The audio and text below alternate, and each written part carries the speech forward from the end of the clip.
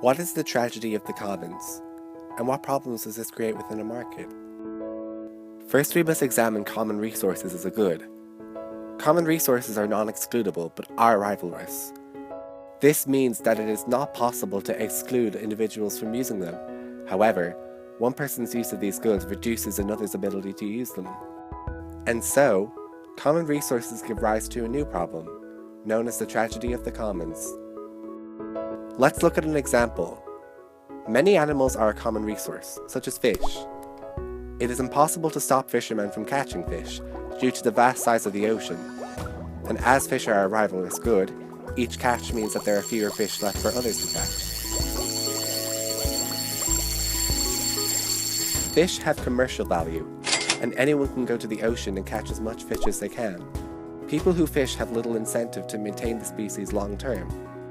As it is so difficult to prevent people from excessive fishing, this can result in a depletion in the number of fish, and the global population suffers as a result.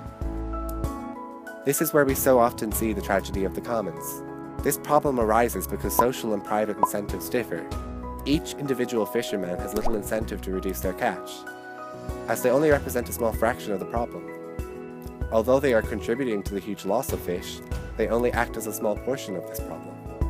Should all fishermen willingly reduce their catch in order to solve this problem, this could prevent this common resource from becoming scarce. However, very few people will do this. As philosopher Aristotle stated, people tend to think more about what is their own, more so than what they possess in common with others. In this case, the fishermen focus on the profit that they can receive from catching as much fish as possible, and ignore the long-term consequences of their actions.